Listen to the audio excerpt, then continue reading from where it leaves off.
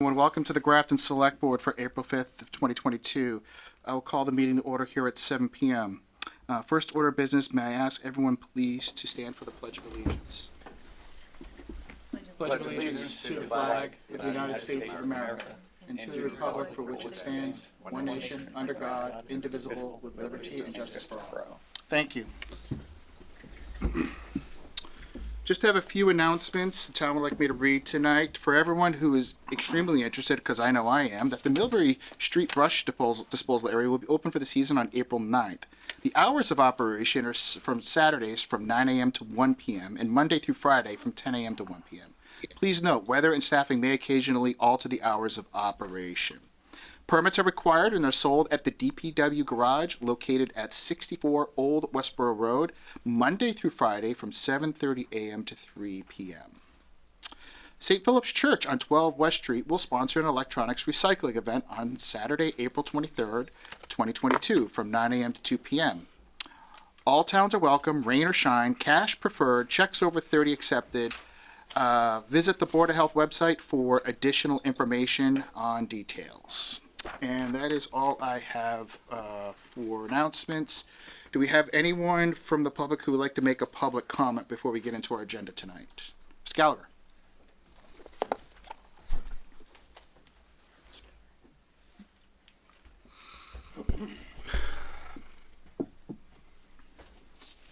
You can have a seat, Mr. Gallagher. You don't. Oh, sorry, I won't be long. Jim Gallagher, 31 Hollywood Drive. I have been the CPC vice chairman for a while. In the last couple of meetings, I had the distinction of being able to chair those meetings, including the 4-hour meeting trying to move articles to the warrant. There was loss of control throughout the night that was atrocious. There was arguments that should have been avoided, and I did my best. The only thing I can say is that I apologize to Colleen and to Evan while they were there, but I would like to apologize to the entire select board for the conduct in those meetings. It was not professional, and even though I did my best, I didn't do good enough. So that's all I have. Thank you. Thank you, Mr. Gallagher. Anybody else from the public wish to make a public comment before we get going?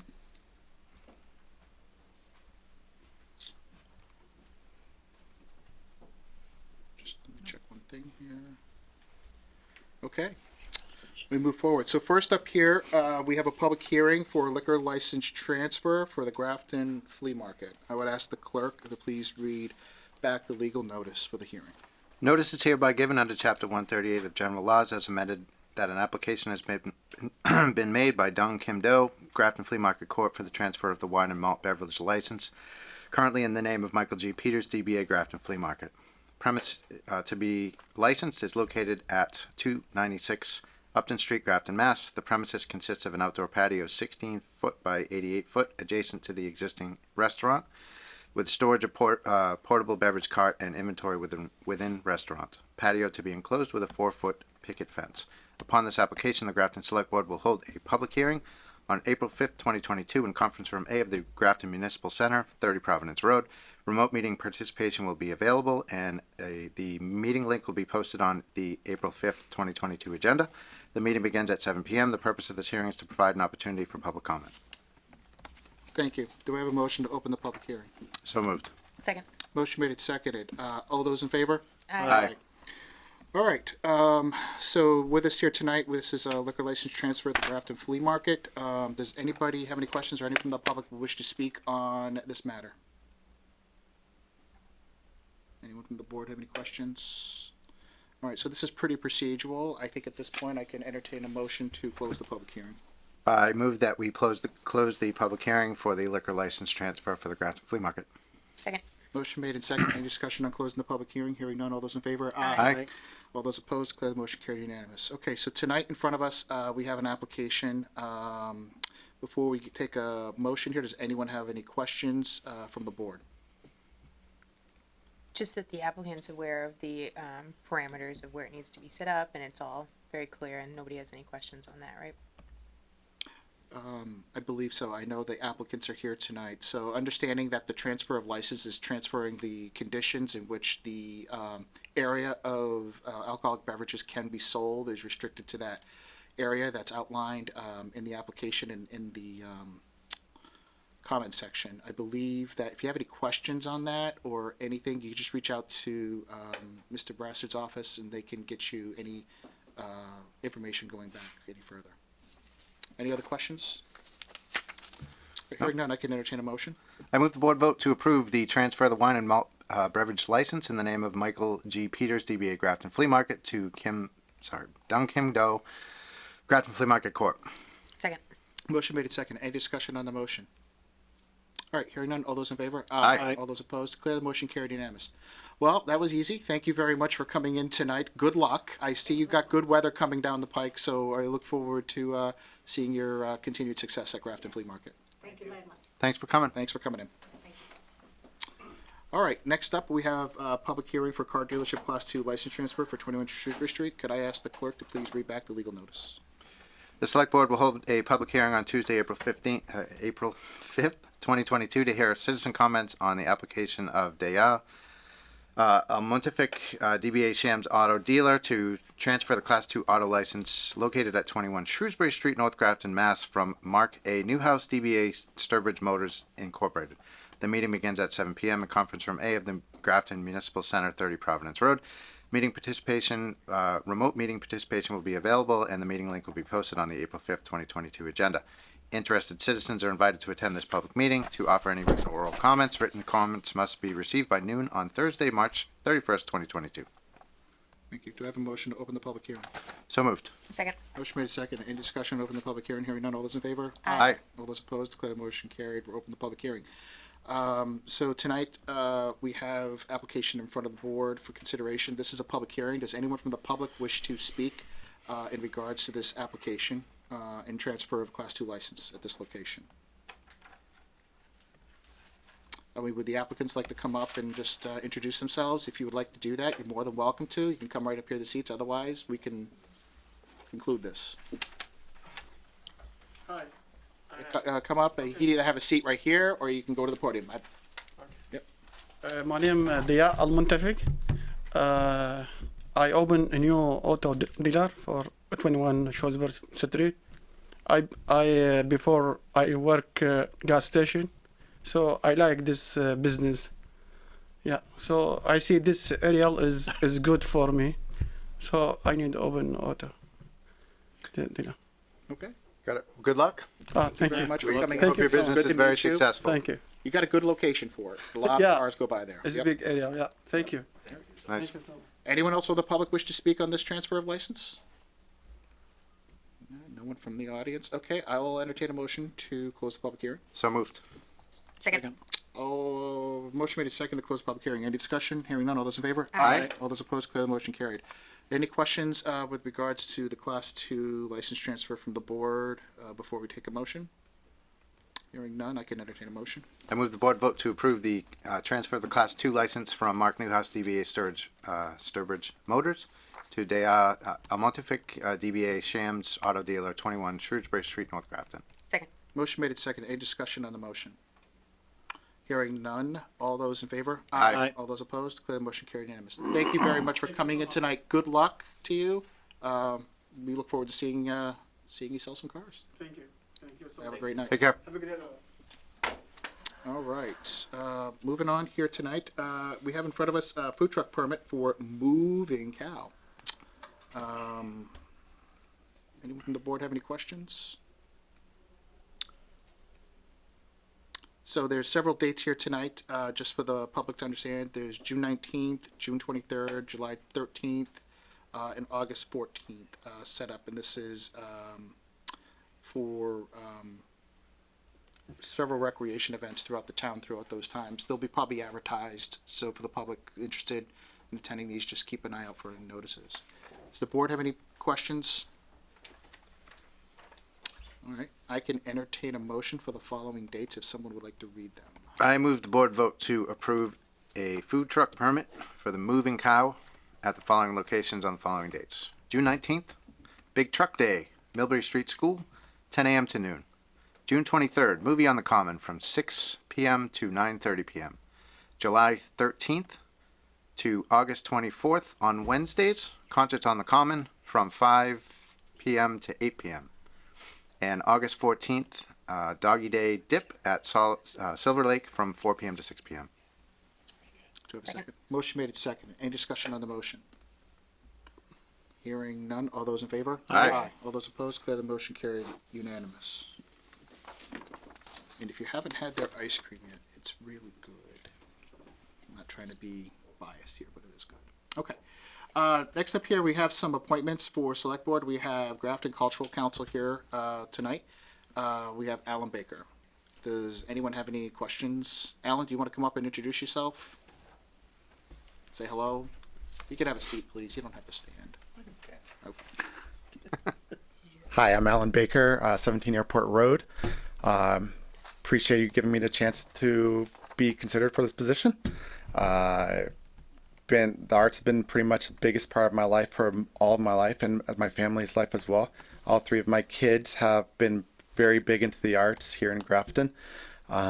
And I love what the Massachusetts Cultural Council is doing through the Grafton Cultural Council to help fund and increase the ability to have arts in town. I don't know that I would really have much that I would change about how they're approaching it, but I just am happy to help be a part of it and do whatever I can to help encourage arts to occur in Grafton. Thank you, Alan. Anyone have any questions for Alan? Just one, Alan, I'm embarrassed that I don't know this, but you have national performances in symphony halls, district, state, and national awards. What's your craft? I was a French horn player in high school, and I was a music major in college. That's actually how I went to college, was a full music scholarship. Once I was there, I decided to switch to computer science, and kind of the rest is history. But definitely without the arts, I would not have my current job, my family, or live in Grafton, which I guess for some people would be either good or bad.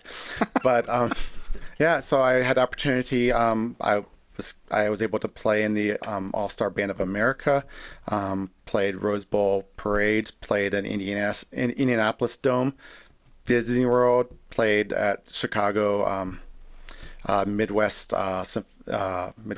Performance Symphony. I don't know. It was really probably one of the best parts of my high school. I got to college and I said, I don't want to do this for 13 hours every day. So, but now I still love it though. It's still a big part of my life. That's great. super interesting, and I had a very similar path in college. I started as a tuba performance major and ended up getting a job in technology. And I'll tell you what, you can go Straight. get a tuba and then you and I can have a little brass ensemble. I don't think anyone in this town wants that. Oh, I'd like to hear him. You're on. Thank you. Well, so to be fair, I actually just got a French. I convinced my wife to let me have a French horn again. I haven't played it in 28 years or so, but I decided to pick it back up, and I don't know. She told me earlier today that all the neighbors are complaining, but I don't know. I don't bother. It's like that when you first ride a bike. All the neighbors complain. Like Pretty much. So good. Well, thanks, Alan. Any other questions? All right, I can entertain a motion. I move the board vote to appoint Alan Baker as a member of the Grafton Cultural Council for a term to expire on June 30, 2025. Motion made and second. Any discussion on the motion? Hearing none. All those in favor? Aye. All those opposed? Declare the motion carried. Thanks, Alan. I apologize, ladies and gentlemen. I skipped one item here in regards to 244 Worcester Street Warehouse. I neglected that, so I'm going to go back to scheduled. So I apologize. right over it. Yes. You see if we were paying attention. That's all. Nope. I know all of your No, I'm attention. still at the meeting, honestly. Yeah. Just doing something else now. Just kidding. Do you want me to go over Yep, it quickly? please. So, as I'm sure everyone's aware, last night the planning board voted to award the special permit for 244 Worcester Street. As you're probably also aware, they plan on coming back at their next meeting to finalize the order of conditions and sign off on it. And so in order to be congruent with our 43D expedited decision, we'd like to ask that the board vote to extend the permitting deadline to April 20th, 2022. That gives the planning board enough time to finalize their decision. The rest of it's all procedural, so you don't need to come back after this. What was the date? April? April 20th, 2022. You don't need to come back and vote again. It just sunsets, and that'll be that. So what is the date of? April 20th, 2022. Yep, we're moving. Okay, so You're I extending move. it, you're extending, just so you know, you're extending, this for 244-43D. Yep, got it. To this. Okay.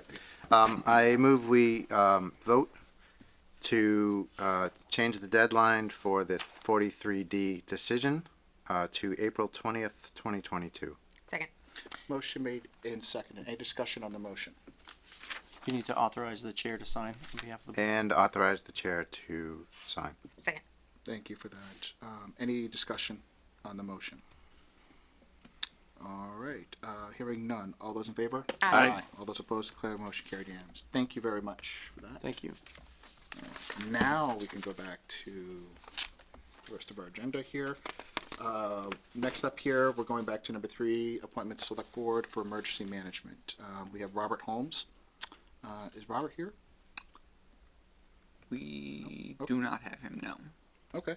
Well, does anyone have any questions? If not, I can entertain a motion. I just have one question. We have some citizen comments from Robert. Did you have a discussion with Chief about what happened? Yep. Do you want to do that under this conversation or under correspondence? I guess It might impact the appointment, I would imagine. yeah. It seemed a little bit out of what I would have expected. I guess so. I just Yeah, so I maybe did. just characterize like the nature of the interaction. Yeah, so from the interactions that I saw from the report,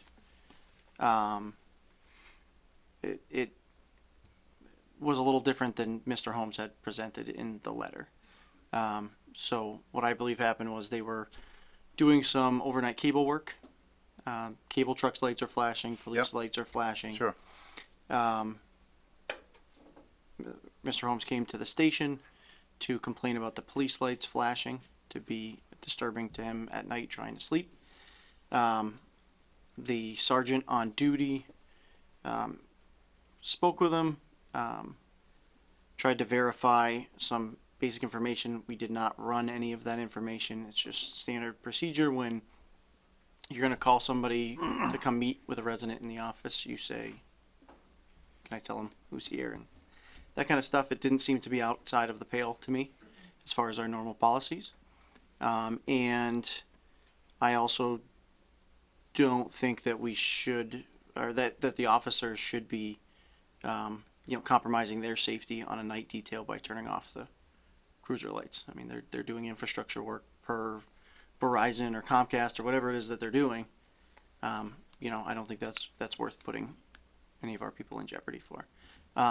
Nor did the sergeant who was on shift at the time. It's kind of the short of it. Okay.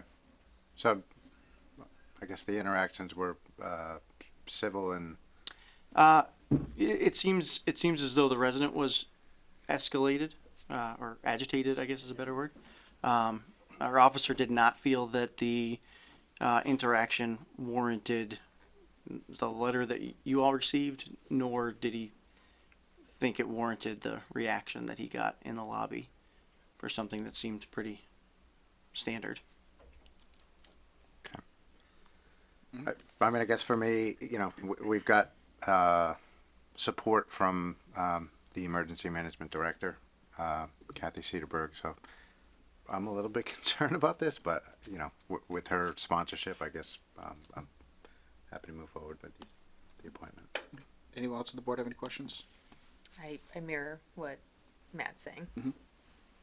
Ray, do you have anything? No. All right, then I move the board vote to appoint Robert Holmes as a member of the Grafton Emergency Management. Second. Motion made second. Any discussion on the motion for appointment?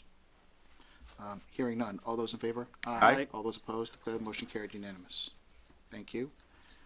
Next up, we have town administrator appointments for Grafton Police. This is a public safety dispatcher. This is an affirmation from an emergency hire, right? Correct. From a few weeks ago. Yep. Anyone have any questions? All right, I can entertain a motion. I move the board vote to affirm the appointment of Zachary Kelly as a part-time public safety dispatcher effective immediately. Second. Motion made second. Any discussion on the motion? Hearing none. All those in favor? Aye. Aye. All those opposed? Declare the motion carried unanimous. Thank you very much. And welcome to Grafton, Zachary. All right. Next up here, on new business, we have one-day beer and wine licenses, plural, for Holden's Sunflower Shanty. And I believe we have members here from Sunflower Shanty. Do they want to announce themselves? Hi, I'm Kaylin Hubert. I'm going to be running the shanty this year, the beer garden. I worked there last year and helped do events and whatnot.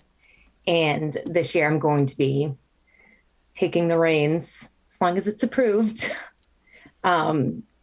We have a lot of lineups for musicians, local talent that will be coming Friday through Sunday. And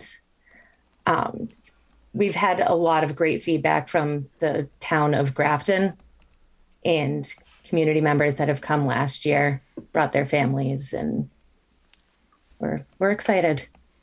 Been busting our butts all winter. Caitlin, thank you very much for that introduction. So in front of us tonight, we have several dates. Anyone have any questions for Caitlin? We did this last year for Sunflower Shanty. This is not the same third party? So last year we were in partnership with Flatbread Company, the Flatbread Pizza Company, and this year we're not.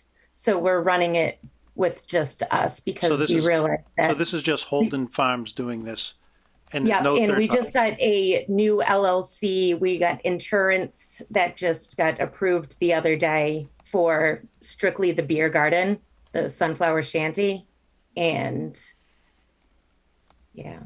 Okay, no, But I it's think the that's same. It's the same kind of concept as last year, but without the partnership that we had last year. I think it's great that Holden is taken this over and is going to run with it. I think too. that's great. I do have one question, Caitlin. Yes. And do you have anywhere in here that your staff will be tip certified? Yes, I added that into. Oh, actually, Rachel Holden was supposed to drop it off today, and she failed to. I did. I'm tip certified. I am like all the way around certified, and I'm going to be living there pretty much. I hired one person that worked for us last year. He's tip certified, and everybody is all ready to go. Mm-hmm. I did speak to Cindy before this meeting, and she said that she had received what she was looking for. Okay, Great. good, great. Any other questions? We like to wait till the last minute. I do have a question. It's not Cindy about loves this that. specifically, but did we do an entertainment license for you guys for these dates at all yet, or is that coming back? I gave that to Cindy as well this afternoon. Okay. So we're doing an annual, and I added our lineup for what we're having for the different bands and entertainment. And they all meet the criteria between the hours that are allowed. Okay, Excellent. great.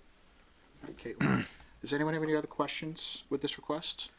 Nope, can't wait to stop by and Have a beer. enjoy it. Yes. It's a great place to go. I do have one question, Caitlin. So just so public, are you going to be serving food in a similar manner that you did last year?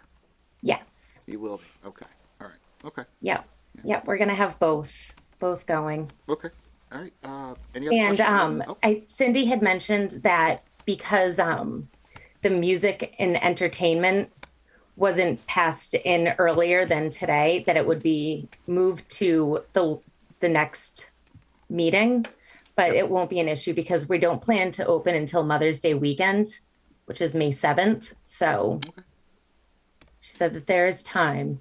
If everything comes back and it's complete, then we'll have it on the next Tuesday's meeting agenda Okay. for you. All right. Perfect. Great. I will be here. Thank you for answering that. All right. Any other questions from anybody?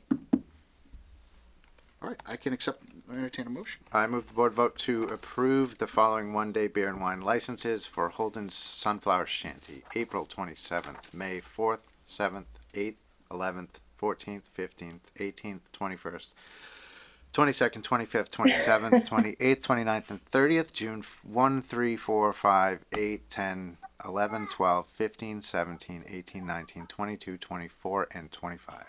Second. Motion made. That way you won't be able to miss out on any opportunities to come. Absolutely would agree. All right. Any discussion on the motion?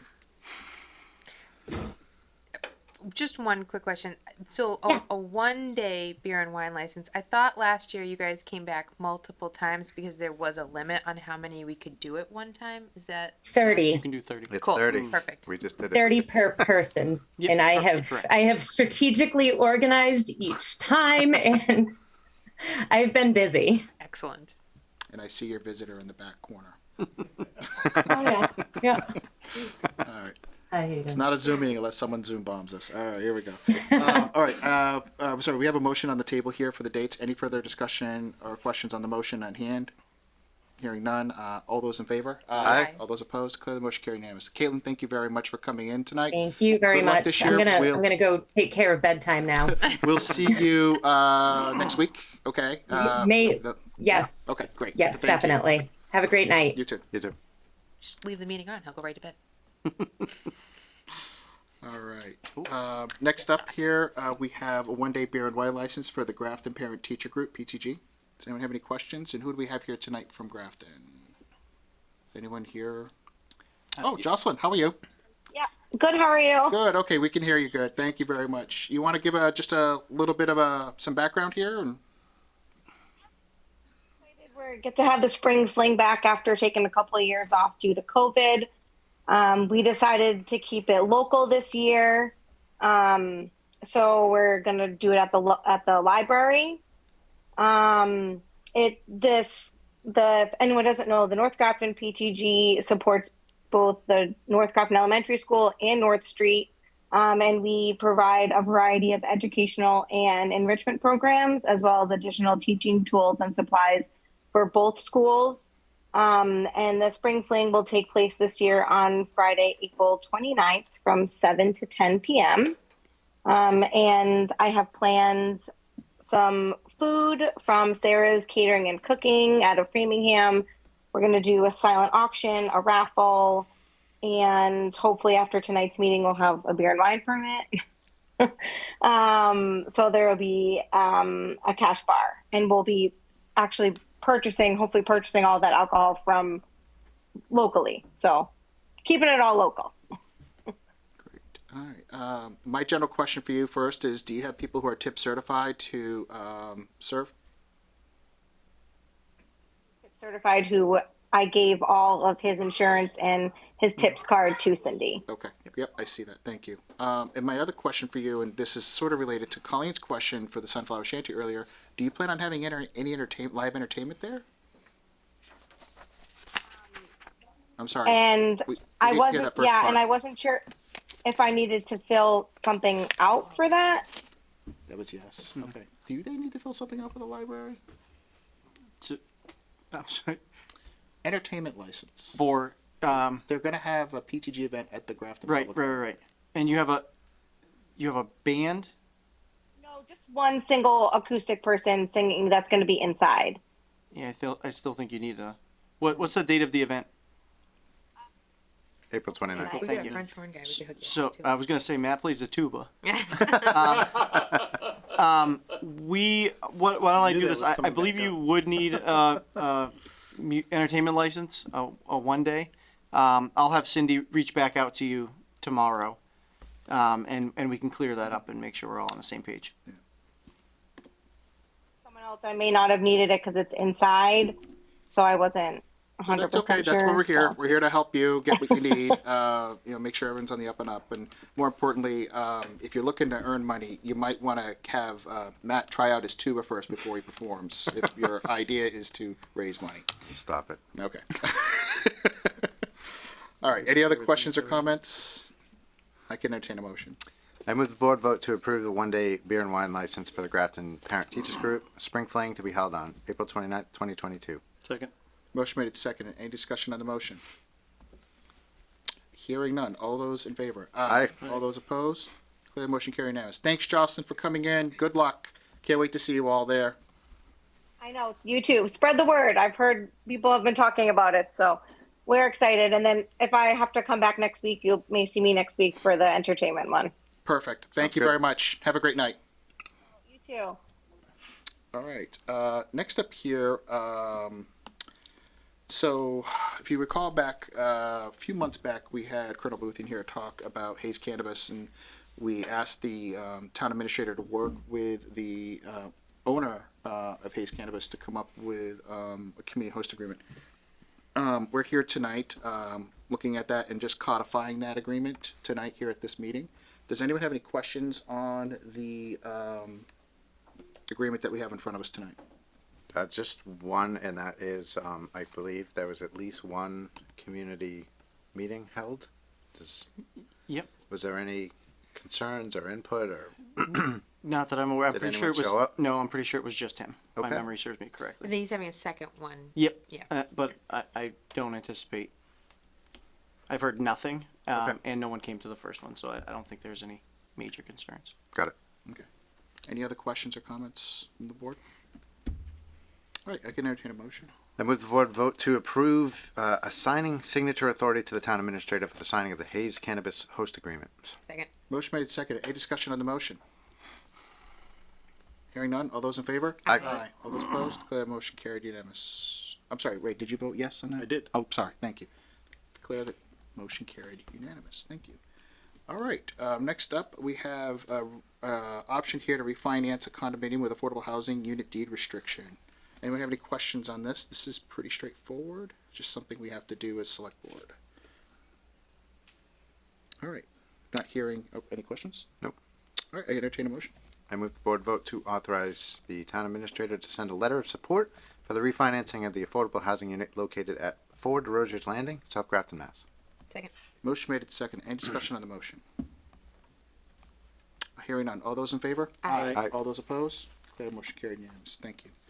And next up, I know everyone's here waiting for this item, is the anticipation note dated for April 12th of 2022. Before we go in here a little bit, Mr. Often is going to read a very lengthy document that he has to do by law, and this will be read as a motion. See, you have to do it by law. Matt, Good luck, Matt. Matt, you have to do it by law. I know, So it's I know, thanks. You can't blame Thanks, it on Ray. me. Here is the proposed vote of the select board. I, the clerk of the select board of the town of Grafton, Massachusetts, certify that at a meeting of the board held April 5th, 2022, of which all meetings of the board were duly notified, at which a quorum was present, the following votes were unanimously passed, all of which appeared. I'm sorry, you have to start over. You have to read the motion, please. Right here. Yep. Okay. I move the board vote to approve the general obligation bond anticipation note as follows. Second. Nope, you gotta read, now you gotta read the whole. Okay. I, the clerk of the select board of the town of Grafton, Massachusetts, certify that at a meeting of the board held April 5th, 2022, of which meeting all members of the board were duly notified and at which a quorum was present, the following votes were unanimously passed, all of which appeared on the official record of the board in my custody.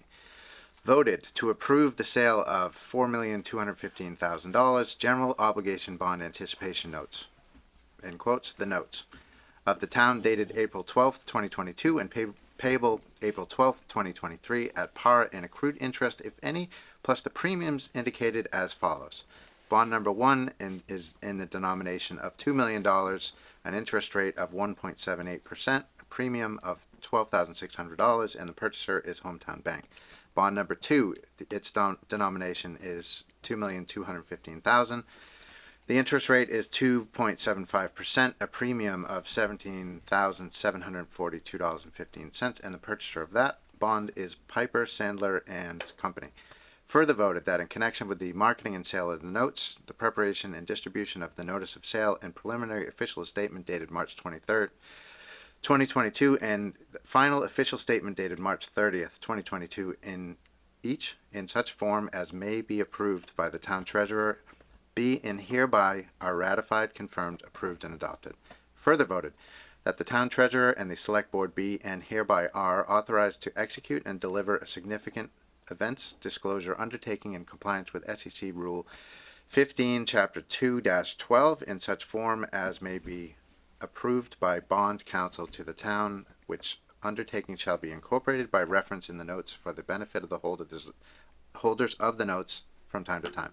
Further voted that we authorize and direct the town treasurer to establish post-issuance federal tax compliance procedures and continuing disclosure procedures in such forms as the town treasurer and bond counsel deems sufficient, or if such procedures are currently in place, to review and update said procedures in order to monitor and maintain the tax-exempt status of the notes and to comply with the relevant security laws. Further voted that any certificates or documents related to the notes, collectively the documents, may be executed in several counterparts, each of which shall be regarded as an original and all of which shall constitute one and the same document. Delivery of an executed counterpart of a signature page to a document by electronic mail in a PDF file or by other electronic transmission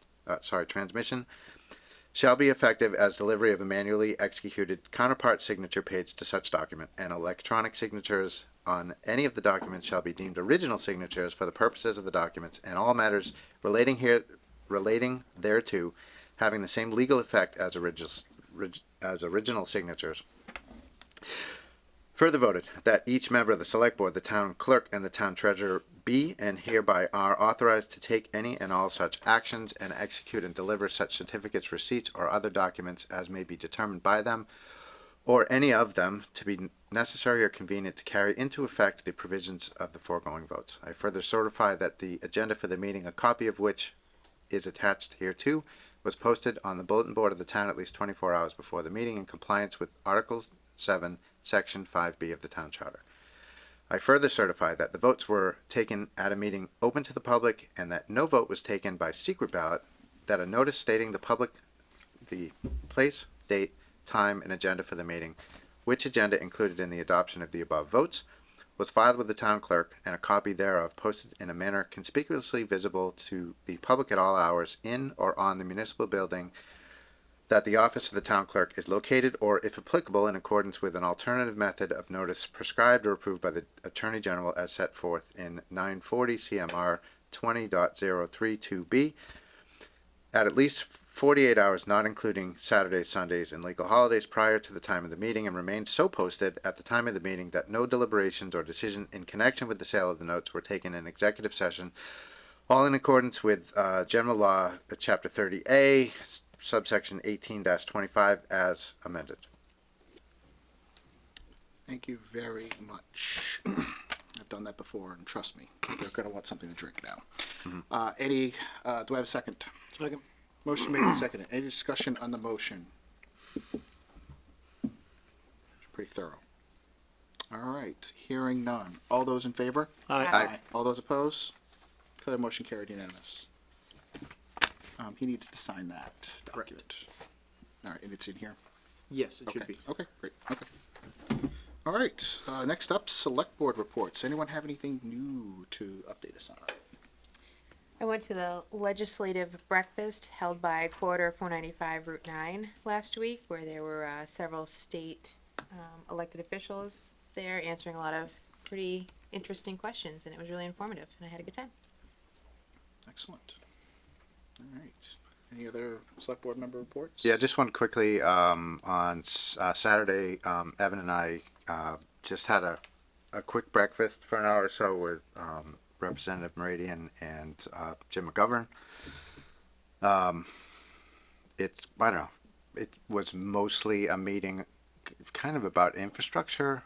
There was some other discussion, but our Mr. McGovern was talking a lot about infrastructure projects and trying to essentially use the infrastructure money, the federal infrastructure money that was voted, to earmark it, make sure that we had any, tip projects that are kind of ready to go. We should be moving those forward. He talked a little bit about tourism and kind of, partnering with local municipalities to try to get. He threw out some different ideas. Like continuing to develop the bike path that goes right along the Blackstone River. It's a great project, and they've had sort of various parts built, but it's not all connected all the way up and down. So he talked a little bit about some brewery tours and things like that. What else? So basically, going forward, I think what he wants to do is just get together a working meeting with some of local officials in the local area, and to try to partner us with some federal and state representatives in the transportation area to try to just move some projects forward. So we talked about some of the things in Grafton, like Brigham Hill Road and other things. I think Evan had just taken the action to basically take that message to the department heads, talk to them, and just generate some ideas so that when we have that working session, we'll have some kind of ready to go ideas to use up some of that funding. So Great. It's good. Anyone else have any other reports? I just want to add, I received an invitation of that, was it Friday, from Mr. Meridian to attend that breakfast, and I just want to thank you, Matt, for attending on my behalf and be able to go and represent Grafton. I think that was very important that we had a face there for that meeting, especially if there was additional funding for infrastructure. So thank you very much for that report. Yeah. And the only other report that I have is I myself and several other board members attended former Chief Gauthier's retirement party that was held up at Highfields on Saturday, and I just want to personally thank the organizers of that event and all of those who came out and attended. A lot of the Grafton Fire Department, both active and past members, were present, as well as from other surrounding towns. There was a great showing from all of the District 7 Command and District 14, and some of our neighboring towns came and paid a tribute to Chief Gauthier. I read a proclamation that we all signed back a few weeks ago, and just wanted to say, again, thank you very much to the organizers. More importantly, Highfields for being an excellent and wonderful host. They did a really good job putting it together, and more importantly, and I want to go over the top and thank all of the other surrounding communities that provided coverage for Grafton that night. Well, our firefighters got to celebrate one of their own in a 40-year career that he had with the town of Grafton. That's all I have. All right, TA reports. Sure. Will's gonna share his screen. There it is. Okay. So keeping with our standard trend here, we've been talking budget every meeting. Got a lot of stuff going on. So we were able last week to get FinCom's recommendation for our whole budget. School committee was the last department to present. I think that went really well. Was well received by everyone. So our final capacity, this is what generally you would discuss as the override capacity. It's really just general levy capacity, boiled down to $1,045,221. That's down from close to 1.2. The reason for that is a couple of changes that we made based on interactions that we've had either here at the select board or at the finance committee level about where we should be targeting growth, if anywhere. So what we did was we removed the plan reviewer that was discussed for the building department and shifted some of those funds over to the creation of a full-time assistant town planner. We also restored the field inspector position in the conservation department. So those were both discussions that were slated to be a mid-year conversation somewhere in January. We've now moved them up. And we also implemented our salaries study. So all told, that comes to, like I said, roughly $150,000 that we weren't planning on. Obviously, that 1.2 million was a number that we worked together with the school department. I did approach Jay, and I sat down and talked through all the changes and what we were trying to do.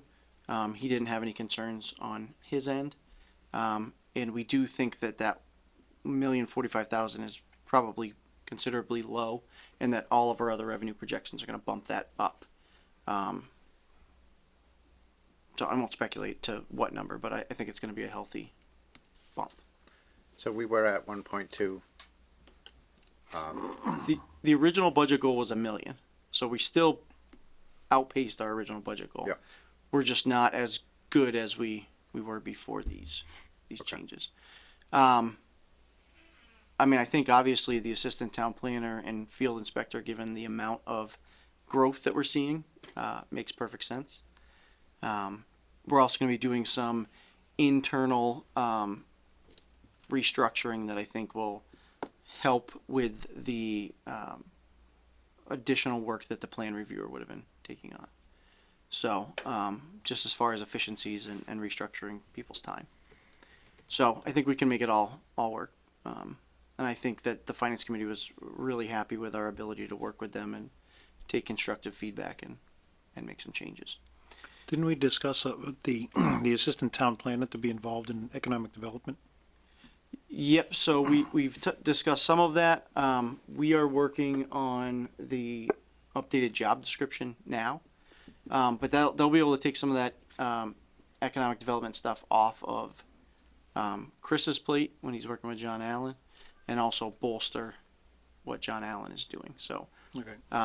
it should provide support kind of both ways in my estimation. It'll be nice to have someone that can work alongside Chris so that he can do some of the bigger, more complex things, and maybe, suss out some of the smaller or more day-to-day tasks to somebody else, to try to get our turnaround times up. So Chris will be able to cut back to 15 hours a day? Yeah, exactly. Yeah, I sent Chris home early today. He was here till midnight, so, so you're looking a little ragged. Yeah, we have a lot of big developments going on. Yep, and I think we definitely need that depth of support, or human capital to make sure that we're not missing things. There's a lot of moving parts going on. Yep. So, like I said, that was a conversation we had with FinCom, and I know a number of you had mentioned it as well. So we decided to just do it now rather than wait. But it was nice to have the collaboration of the schools as well. It wasn't just making changes in the dark. We talked through it, so that's good. It's nice to have that relationship. The only outlier left, we're obviously still negotiating with GPD, so more to come on where we end up with that.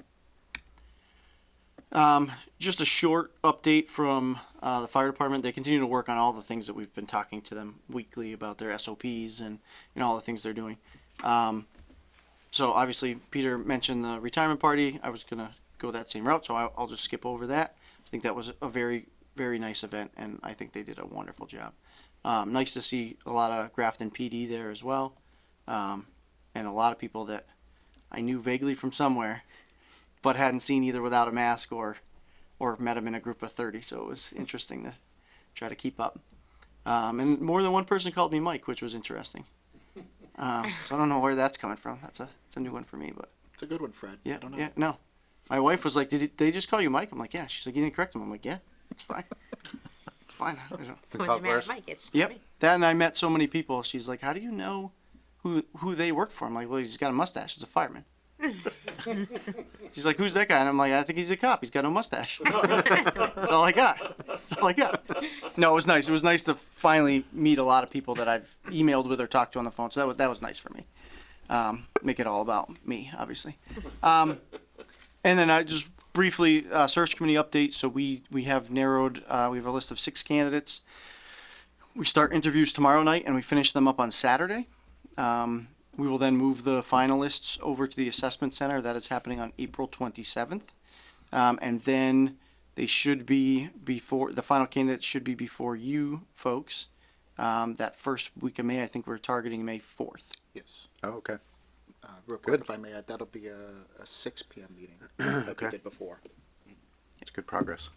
Yeah. So we're getting there. It's a pretty good chair on that committee, I think. That's the key. Yeah. That's the key. Chair. Okay. You all received, and it's in the packet, the Opeb actuarial report. Super dense. You're going to take us through that page by page, Yes. right? So the takeaway is that our general obligation, our liability rather, is $83.5 million. You have in the bank $212,000 as of this report.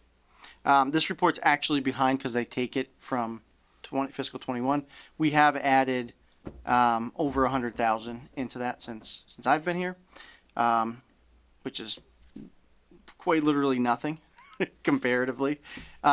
So we are now up to 0.3% of our funding obligation. What we are doing differently is we have added into the budget a $50,000 line item for Opeb funding, which is, again, sounds like a lot of money. I know it's a lot of money. It's not in the course of $83 million. But what our goal is that using the growth of the community and our tax levy, we'll start off at 50, go to 100, 150. And then as we have other opportunities to fund, pile them on. We are not even at the level in which we can invest this into a trust. So the money is not really money makes money, and it's not doing that for us. So What's that threshold? 500,000. Okay. So we're there, or no, sorry, we're not there. We're getting closer. I would think that by the end of fiscal 24, we'll be investing, if not sooner. So one of the strategies that we've liked to do is when we have a land sale, like we did with 8 Pine, you take 100,000 of that Yep. right off the top and throw it into OPEB. Perfect. Before, it's like my dad would say 1,000 times, pay yourself first, right? So just take that right off the Yep. right off the top and sweep it in there. And so we're going to keep doing things like that when we have the opportunity. And then the other thing you'll see us do is we get to the end of the year, rather than close everything to free cash, we might move an extra 50 or whatever, if the budget allows, over into OPEB, since it's already been appropriated and we're so far behind. So that is about the long and short of it. It's Can I just ask one question on this whole 40 slide? Have we changed the actuarial assumptions or methodology? Because that was something that had come up in our bond report repeatedly. Yes. They sort of had some questions about that. So because this number's gone up like dramatically more than it, like percentage-wise, than it has in the past, and I was just wondering if that was owing to the different assumptions and actuarial. Yes. So we did change some of our assumptions. I think that the actuarial that we're using works with a number of other communities, and I think they got the same message in their management reports. Okay. So they made some changes in assumption, and they also, you'll notice that the interest rate moved a little bit, which is, again, I believe, a direct result of that feedback. Got it. So I can't just go want to make too sure. much farther into it because I know. it's it is. This was an hour-long meeting with the actuarial, and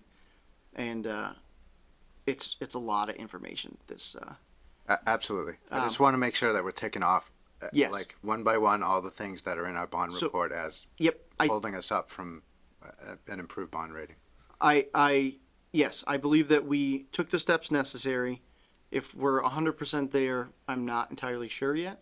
However, with the amount of liability we have out there, I don't think it matters that much. Okay. So even though they're going to note that in the management letter, or the bond report, however you want to term it, you're still not going to be over AA stable, or AA plus, because there's too much liability sitting there. So that was one thing that we kind of gleaned from our last S&P call, was that our pension liability and our OPEB liability are so high that it would be very difficult for a town the size of Grafton to overcome that and get to AAA status. So It would have to do with land and property value, right? Yep. Yeah. which is Land, just gonna property take values, time. and or dropping our liability. Yep. Right. I was talking to a town administrator from a smaller town the other day who had a power plant built that had a guaranteed floor of $3.4 million of tax revenue every year, and that bumped them to AAA because they were so small. And I think their tax intake was like 10 million before that, right? So it's 30% increase. That helped them get to AAA. But part of the problem for Grafton is our pension liabilities with Worcester County, so we don't have direct control over that. We're doing what we can do. And then OPEB, we're so far behind at this point that We snoozed that for a lot of years. yeah, and I think a lot of places did. So it's not. It's a bummer for me because I have to try to figure it out. But I don't think that that's atypical for what was happening in Massachusetts. No, I think your approach is just right. When we have opportunities to just slice a little bit out and put it in there, makes sense. Yeah, we'll get there. Not in our lifetimes, but we'll get there. It's a lot of money. It's Well, the point very is daunting. you can't do nothing. No, right? right, and we are not. And the folks at S&P did seem to take very. They loved our new policies, Good. financial policies. That was something that they really stressed. And then they also thought that is the plan tantamount to anything really at the current time? No, Sure. but there's a plan, and they commended us for that. That we've got. This is the path, and so we'll see how that plays out. But, all right. Any other questions on OPEB? No, nobody burning OPEB questions. All right, conservation certification. So Jan Elise Taylor is our assistant in the conservation department, and she just received a certification from the Mass Municipal Conservation Commission, something rather. It's a big long name. It's 8 courses to finish that up. So I just wanted to give her a little public shout out. That's a lot of hard work on her part, and congratulations for that, and thank you for continuing your education while you're here. So that was very good. Lastly, the Polish War Memorial we talked about that was at the Polish Home has been moved, and it is now at Grafton Community House in the front. So I wanted to thank Paul Knoyer and Kevin Gallagher and anyone else that might have been involved in that project. They did a great job moving it over there, setting up a pad, and we did hear from some folks that do some volunteer work down there. They're going to plant some flowers around it and Nice. pretty it up. So it was great. I thought we were going to put that to Mill Village. Yep. There were other logistical issues with that, and I believe that the gentleman at the VFW there had said you should put it here because we're doing our VFW stuff here. We have other monuments in the front there. If I may ask a question on that, I know back when we were originally talking about this that we were going to have a rededication ceremony and so on and so forth. If you can reach out to members there at the VFW and then notify us, I'm sure all of us would like to be able to attend that. Okay. We can do that. It's not every day you move a war memorial. No. And I think it deserves the respect and the attention of the town so they know where it's at. I did. I will confess, I got an email this afternoon from the Veterans Advisory Council asking when that was going to be done because Polish Home is under contract, which gave me an instant panic that I had forgotten about this altogether.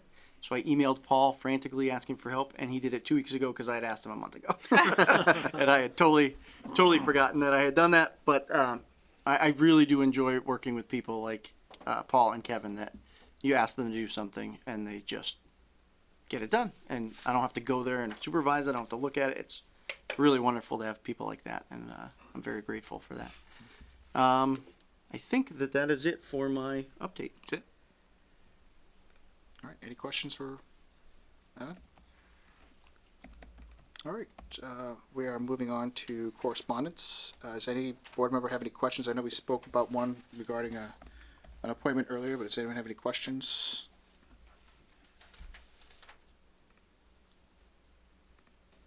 I know there were some things that people had pointed out just needed some attention, but you've gotten that all.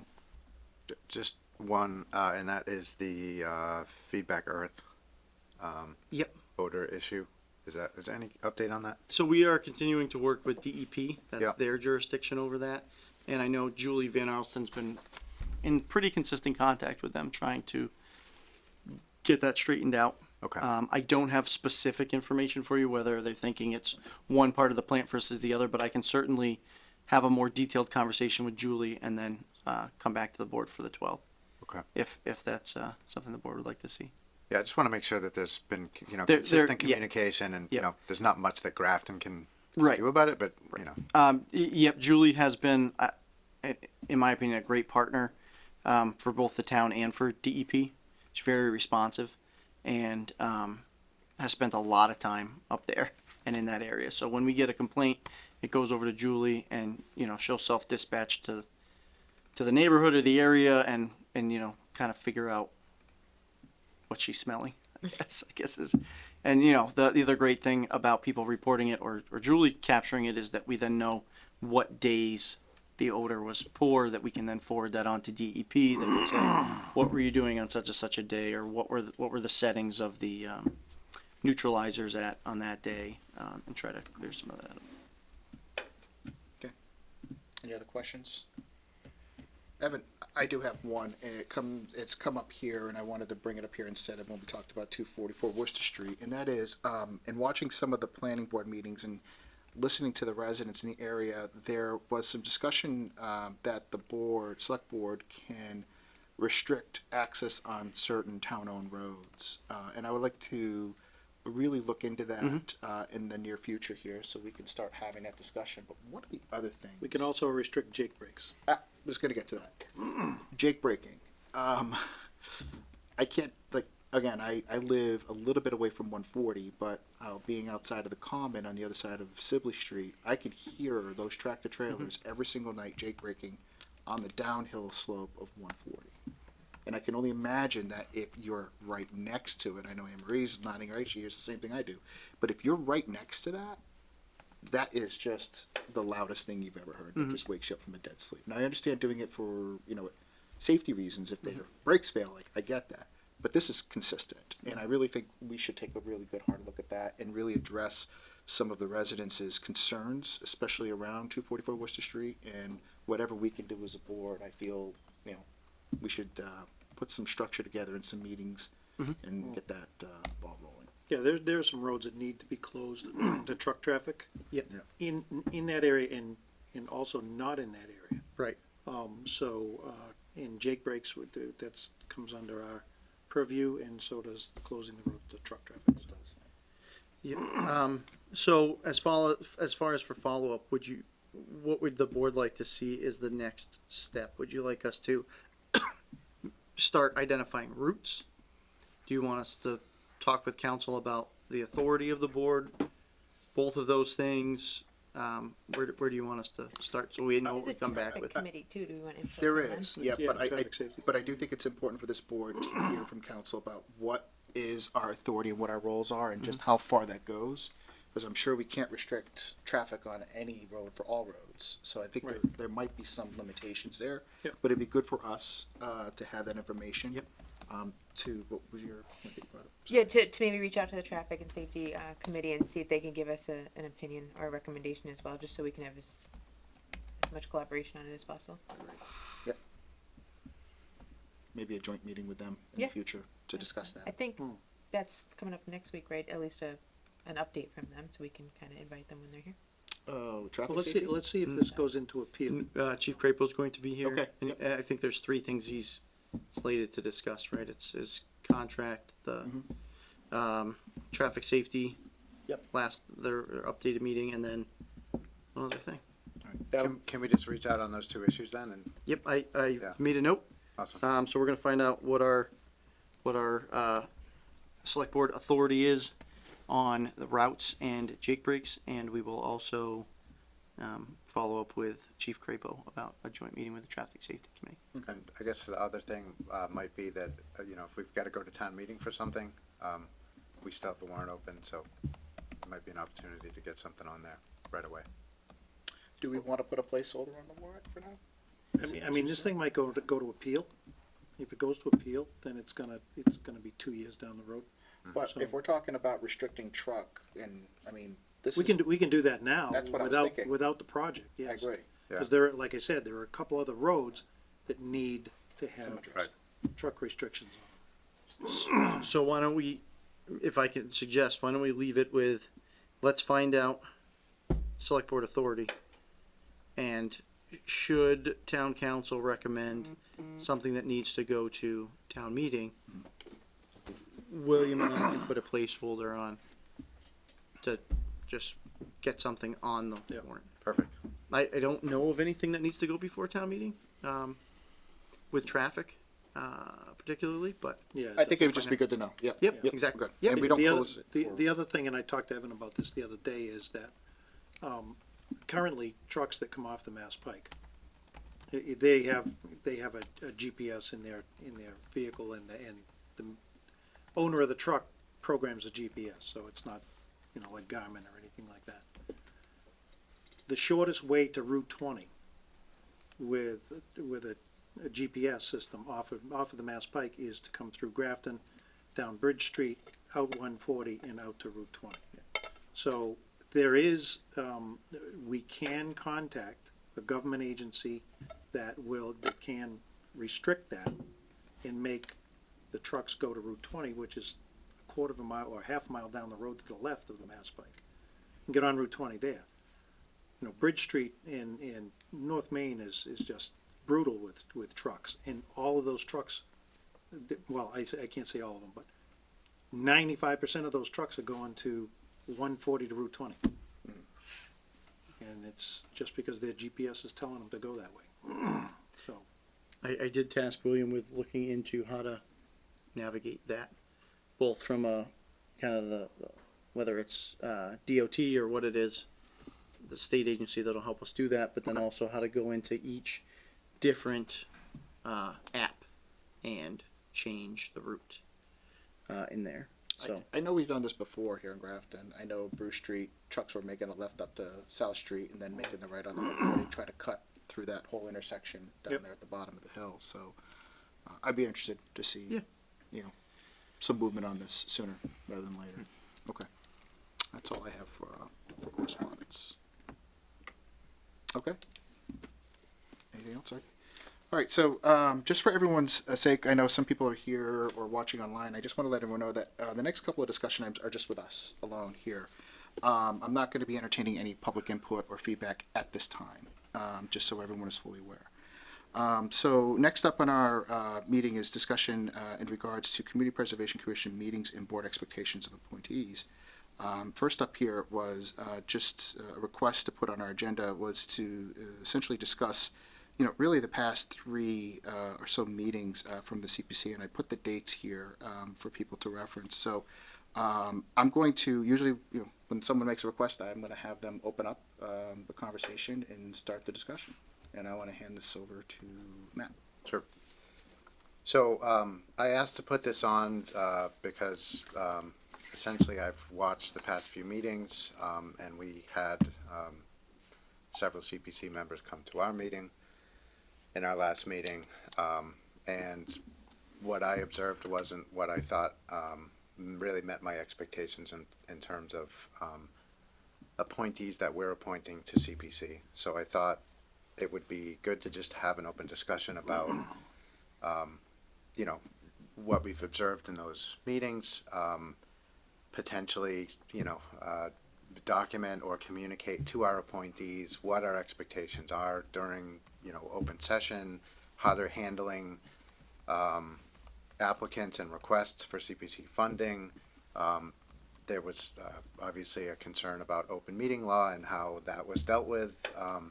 So I thought it would be better, instead of sort of just being upset about it, to just bring it to the board, have an open discussion about it. I did ask to put in the packet, if we decide that a discussion, perhaps a memo to CPC and our appointees, it isn't enough, and we want to take an action.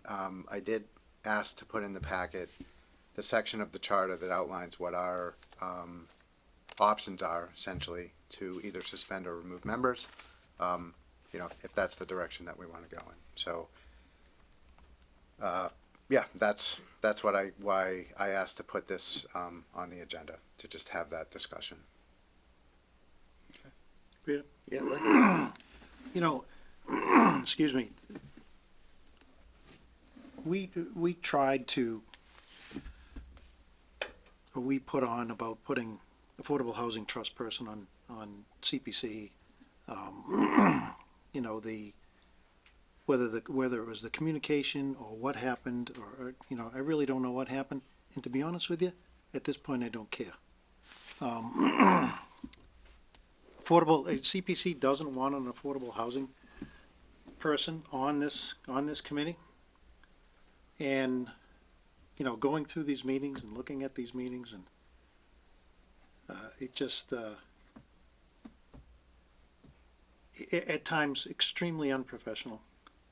And I think the board has a way to deal with this, and it's through our appointment process. And that's my opinion, and that's how I plan on resolving this issue.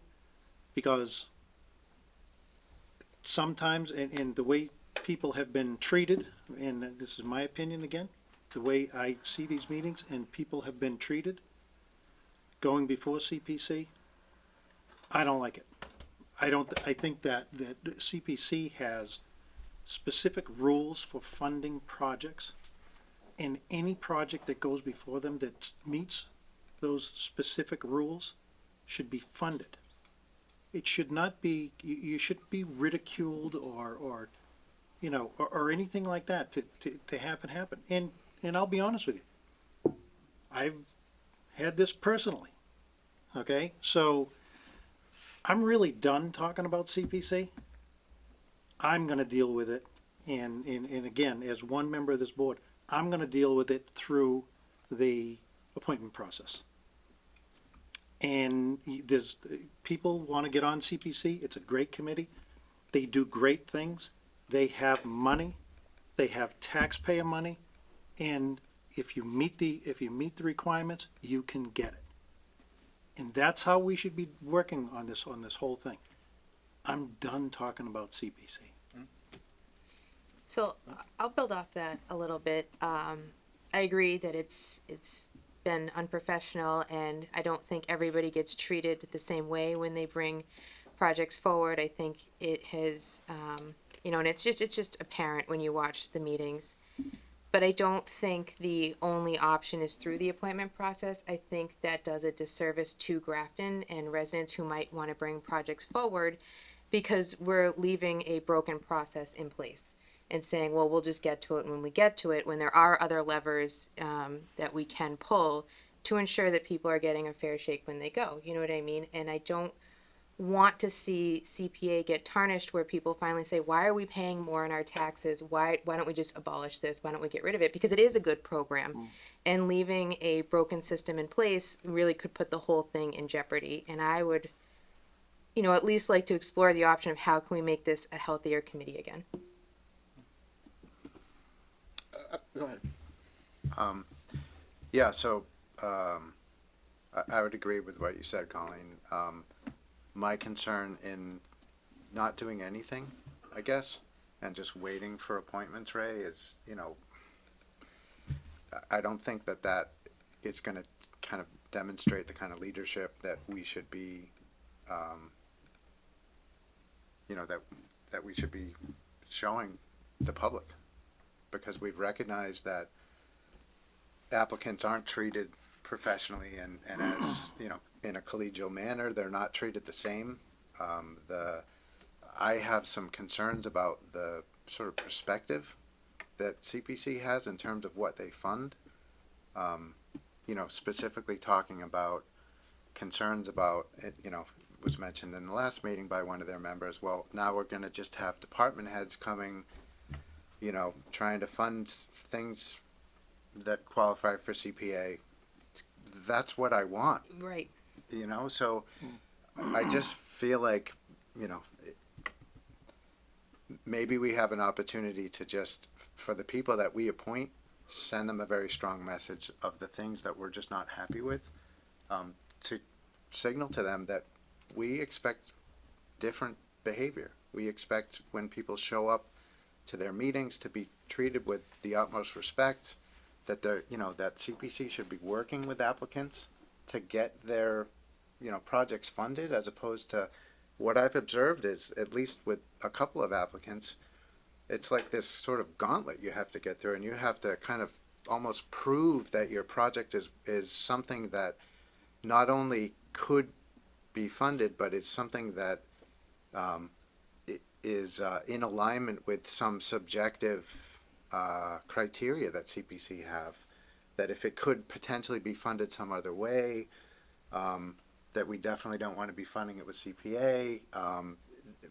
I heard CPA funding called a slush fund, and that was a real concern of mine. So I just, for me, would like to see kind of a clear statement from our appointees that they get it, and maybe look, we can't tell CPC how to run, their committee, but I don't know if I want to wait. I'm with you too. There was some concerning statements I heard over a course of several of these meetings, and some of the members talking about how they're frightened of the select board, that they referenced paranoia several times, and it's kind of like, well, wait, we're supposed to be working with you. You're representing us, and if you're paranoid and frightened of us, that's not healthy, and I don't see you coming to communicate with us if that's your viewpoint. Again, those are their words, so it makes me concerned. And then to watch how, just the idea that an open meeting law violation occurred and it was pointed out to them, it irritated them, and it created a very divisive conversation where members were chastising each other when they did try to apologize. And it's just, I don't think that's good for Grafton. I don't think it's good for potential projects down the line if that's where they currently are. I want to kind of weigh in on this. I agree with all of you in your observations. I kind of want to put this out there. What I saw last Thursday, or the other week ago last Thursday, was, probably the most unfortunate meeting I've ever seen. I mean, I heard from several members justifying why they shouldn't self-report. That they were here as a quorum on one of our meetings. They deliberated on topics that pertain to CPC. I don't know about all of you, but I took an oath when I'm on every single committee. I raise my hand, I go to the clerk's office, and I swear that I would uphold the laws of Massachusetts and the bylaws of Grafton. We all do. I take that extremely seriously. What was extremely disturbing to me was the lack of, okay, we understand this, we'll self-report, and then we'll see what happens. No, we're not going to do anything. And this is the majority of the CPC members. Now, what I expect from my appointees as the appointing authority for only those appointees is that they are going to adhere to the same rules and conduct that we all do. If we make a mistake, we will own up to it. We deal with it. We deal with those repercussions. But I will be beside myself if I were to make a mistake like that and say, oh, I'm not going to self-report. The heck with it. And I would expect someone to either file the complaint or go down and get me recalled. Because that's really the only two ways of dealing with it. I saw that they were given an opportunity to correct it. Now, I understand the chair self-reported himself. Okay, and then I understand another member of CPC filed a complaint against his own members. Now, they're meeting tomorrow, but one of the things that I want to be extremely clear about is as the appointing authority, I hold my appointees to the letter in which they all stood and said, yes, I will adhere to these rules and I will do this. That didn't happen. There was a complete, total breakdown of that, of taking ownership. Now, I think people can have different opinions on certain projects. Some people might favor certain projects more than others. I get that. That is the part of the deliberation that CPC goes through in its project selection component. I'm not here tonight to change that, but what I want to demonstrate to Grafton is that, if we don't hold the actions of our appointees accountable, then what's to say the next group of appointees do the same thing. And then let's say we then do something to that. Then what does the board look like? We just pick and choose when we want to enforce the values and the rules in which you're supposed to conduct yourself. What I saw the other Thursday was extremely conduct unbecoming. And I know that's got a lot of weight in the words, and what that means is that I am not in favor of waiting for appointment processes to expire and then replace. I think that sends the wrong message to other people that we appoint to boards and committees. Attitude reflects leadership. It's here for our appointees. If we show a limitation or, this sort of unfortunate misstep by certain members of the board committee that are under our purview, then I don't know how we can sit here and hold anybody else to the same accountability. I take it very seriously. It's one of the fundamentals of why we do government. We make sure people are, we're transparent with them. We show them and tell them when we're meeting. We tell them why we're meeting. Now, I understand that this was a mistake what happened at our last board meeting. They discussed it a week later, and they wouldn't self-report. I got a problem with that. Stop. All the rest of the items that you guys are bringing up here tonight, yeah, I agree with you. Those are my observations too. But that one, I can't get over. And I'm going to put it out there. I want the board to potentially consider removals under the purview of 7.8 of our town charter as the appointing authority for our appointees for certain members of CPC. Those are our people that we appoint and control. If they can't live up to our standards, then why the hell should they live up to any standard at that point? This is just going to continue. This is going to fester. This is going to split Grafton even further apart in other boards and committees. So again, I ask the board, where do you feel like you want to draw the line? I've put out there what I want to do. I want to know how you want to move forward. Well, I think that if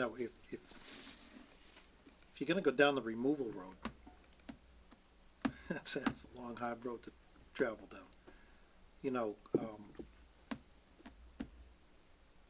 That turns into hearings and all of this stuff, and it's your word against mine, and the best liar wins, and come on. I don't agree with that with removal. I think that through attrition, and again, this is just me, through attrition, we resolve this problem quietly and move on. Because otherwise, every single meeting that we have from now until whenever, I'm going to look down and I'm going to see CPC on it. Every single meeting, because we're going to discuss it every single time, and then we're going to go through this whole process. And Peter, you said this is dividing us. It's, I don't believe that, but I think that if we go through a process of removal, you're definitely gonna divide, okay? And other people who have interest in being on CPC are not gonna wanna get on. They're not gonna apply for these positions. So, I stick with mine. I really don't wanna discuss this. I really don't wanna talk about it. I agree with all you guys. I think that what happened at the meetings, the attitudes, the better than thou crap, I hate it. I'll work it through appointments. Colin? So it sounds like you're in agreement of removing people, but just slowly versus taking care of it quick. I'm in agreement of removing people, not reappointing them. Right, but the same result, just over a period of time versus allowing a quick resolution that can allow for the committee to heal. I will say that, we kind of set a precedent last year when there was a committee we found out about that was kind of circumventing some COVID rules. We got rid of that whole committee. We just gone. So, there's a precedent there that when we find out you're monkeying around and you're not behaving in a way that's appropriate, you don't get to do it anymore. You know, I want to respond a little bit to that. I hear what you're saying, Ray, but I agree with you that it would be challenging, it would be uncomfortable. But when I took this position, I knew that there were going to be some uncomfortable discussions. I think we all do that. Oh, yeah. Okay.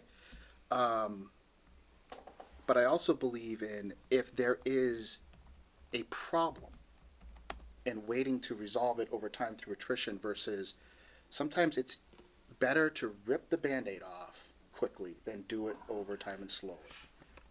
Because you can never really predict what's going to happen if that wound heals if you peel it off over time. You can't predict.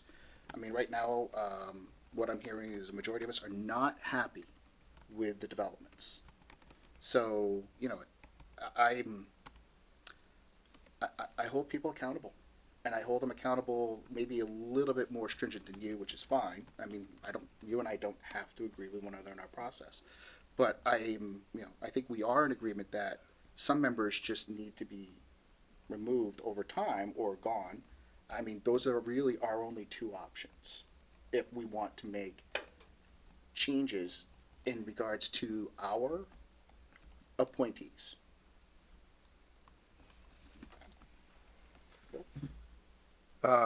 Yeah, so, Ray, I totally hear what you're saying. By the way, I'm a rip the Band-Aid kind of guy. Yeah. Always have been. Never changed, but I understand, but I also am trying to have less drama in my life, and this is like sort of something that would just almost instantly bring that on.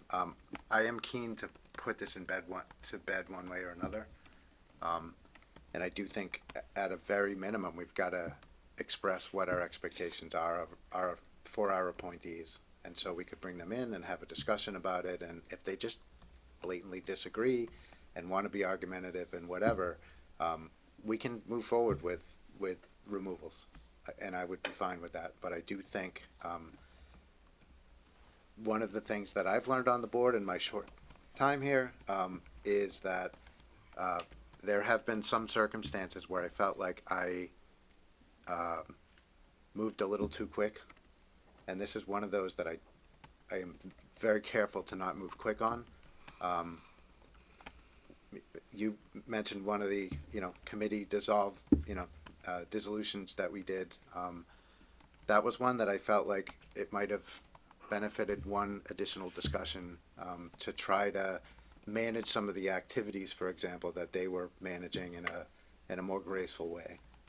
So this is one of those circumstances where I feel like tonight I'm not ready to make a decision to remove anybody, but I do want to put this to rest so that we're not having these discussions in another month or two, because this is not what I want to focus on. But I didn't feel like it was at all appropriate to just let it happen and not acknowledge it and not talk about it as a board. So I would recommend that we just bring our appointees in and talk to them and make our expectations clear. And that's going to have its own, people will express their opinions and there might be a little bit of back and forth, but at least we can make it clear. And if we can't come to some agreement on how we expect them to be, operating as our appointees, then we can make the decision to remove at that point. I guess that'd be my recommendation. I would also like to have the chair involved in that meeting as well, because I do think there was an attempt to suppress the open meeting law violation on their agenda for the 24th by referencing it as email from Evan Broussard. Nobody from the public would understand that that was going to be talking about open meeting law, and that was an attempt at suppression. Evan sent 2 relevant emails that week, one with the bylaw language that it could have been referring to, or the open meeting law violation. So you gotta be on your agendas. People have to know what you're talking about. And if you're, again, another example of monkeying around that I just wasn't okay with. So I wanted to mention one thing is that with the discussion about, the open meeting law, I believe that discussion has already been had. I think that narrative was set for me I'm not sure what expectation you or the rest of the board would have about bringing in our appointees and having that and hashing that out all over again. That's the one part. I think the other components in which all of you had mentioned, just about, you know, our observations and our own inner working and dealings and talking to other people who've submitted applications, I think that, you know, to your point, would warrant in bringing in our appointees and explaining what we feel our expectations are, representing us on that board as members at large. But as for the open meeting law component, that ship has sailed. That discussion was already had. Tried to have it at, you know, a reasonable level, and looking at the behavior of some of the members, I'm astonished. If they felt like they didn't do anything wrong, then go ahead and self-report yourself, and then get told you didn't do anything wrong. But that's not what I heard. I kind of saw the proverbial kind of, you know, one finger salute saying, no, we're not. I got a problem with it. I do. I have really have a big problem. Yeah, the open meeting law issue, you know, Colleen brought it up that night, and it's not a big deal. Right. It's not like anybody's gonna get fined or No. anything. It was just, you write a letter and you say, hey, guess what? We made a mistake. And it goes away, but Right. you filed. But we have But a that's- million excuses that I watched that So meeting. simple. I actually left it because I couldn't stand to listen to it in person. Watched the rest of it when it got broadcast, and I was absolutely, I can't believe that I would, you know, these are our appointees. I can't believe we would stand behind that. So what do we do? We owe Grafton better than this. So, which members would you like to see removed, Peter? Our appointees, there's only 4 on the board.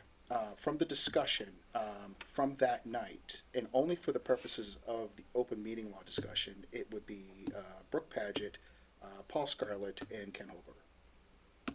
Okay. Do you want to explain further why it's those 3 and not all 4? Well, because in the discussion, I heard from our other appointee, Mr. Whitney, that he wasn't not in favor of not reporting. He was okay with doing that. But again, it was a committee discussion. It was a committee decision. So I look at those people who, again, conduct unbecoming and our values on our appointees is what we're focusing on. Not, like I said, I'm not really talking about the other components that you're all bringing up. But that's the one thing. And that's why I would bring those 3 in. Because that's what I heard. That's the actions of the meeting that that was discussed. And it's not, like I said, when I said earlier, it was unfortunate. It really was. If they felt like they did absolutely nothing wrong, then they should have just self-reported, and it would have been fine. But our appointees, with the majority of the rest of the board, which we don't have really any type of control over because we don't appoint them, Right. they're appointed from other boards and committees and elected positions. I'm limited to this is unfortunately I can't bring in all the other parties. I can only talk about those 3. Yeah, I'm not in favor of bringing in the chair. Myself. I understand. No, there's- not for removal, but we're talking about expectations. That's why I said that. To if we're talking about what we expect from CPC, I expect very clear agendas, and I don't want to see people trying to hide what's really going on, and that's 100% what they did on the 24th. But again, that's not our appointee, so I don't feel like I don't agree with the way the agenda was put together, but I don't feel like I need to have a discussion with somebody that is from another board or committee. It's unfortunate, and I don't agree with it, but there's lots of opinions and attitudes of people that we don't appoint that I don't feel like I have much say about. I'm really just laser focused on our appointments and making sure that they have clarity in terms of how we're expecting them to be operating on that committee. So Okay. that's just my thinking. All right. Well, we kind of split here. It sounds like so- we're kind of split. So suspension wasn't discussed at all. Does anybody have any feelings about suspension versus removal? Because we really have 3 options, which is we talked about it, yeehaw, do nothing, do a suspension for 15 days, which is really ceremonial at best because they meet once a month, so it really wouldn't affect anybody, but it would be something that got brought up during the reappointment process that, they had incurred a suspension, did the behavior change, or at least sends a message home that this is what we expect of you, or just a straight out removal because we don't want to see it any further. But I just didn't know if anybody had feelings about suspension versus removal. I don't think suspension fixes it. I think to your point, it's ceremonial at that point. At that point, if the board would consider suspension, we might as well just write our appointees a very stern letter, and tell them to go through open meeting law training and certify us that they've done so. That way, if this happens again, then if that's the route we want to go, then fool me once. Hopefully that doesn't happen again. I'm not wishing it does, but I mean, if we're split on this, and again, if we don't have a majority of us going down this road, then again, I'm just one person. I'm just like the rest of you. I get a voice in this. I get a role in it, and let's tell you how I felt. I know it's uncomfortable, and I respect all of your opinions on maybe this isn't the way that you would want to do it, but to me, what's the difference? You either peel the Band-Aid off slow, or you rip it clean and start new and move on from there, and hopefully get more interested people who want to serve on that committee who maybe don't want to serve on it now just because of the way things have been going for the past few meetings, and then having to deal with this. I don't know you, I wouldn't want to serve on that committee if a position came up with some of those members. Hell no, I would not put myself through that. And No, you're not part of the gang. But that's the unfortunate part, is I'm thinking about all the applicants that are going to come before CPC. The Ray, you experienced it firsthand. Evan experienced it firsthand. We've seen people experience it firsthand, how they get treated very poorly, and then we see other people come in and they just usher them right through, and it's very clear they treat people differently. And I can't, in good conscience, sit here and let future applicants go through the same crap you went through, quite frankly. It's just not fair. And we have to do something. So I agree with you, but I don't think our only option is to just remove. And I think we just, that's why I think we should bring them in, have a discussion with them, and just observe the behavior, having set that expectation. And What if- we can vote to remove basically at any time. Right. We do have an appointment coming up. I understand the need, like the desire to just make a change and have it be instant, and if I may outline just real quick and the way I would do this, and again, if we decide to go down the removal process, the people have rights, it's so. Yep. Going through the process, we send a delivery of notice, to the member or members, and they're entitled to a public hearing. At that public hearing, once we talk about the reasons why we want to bring them in, if we feel as a board, okay, that do we want to then send a letter of intent for removal after the fact, or we could rescind that. And I think it sort of does the same thing that you're asking to do, but I want to ask this question. Let's say we invite these three members in at our next meeting. What if they don't show? Then what? Then they get removed. well, then that's a clear signal that they don't.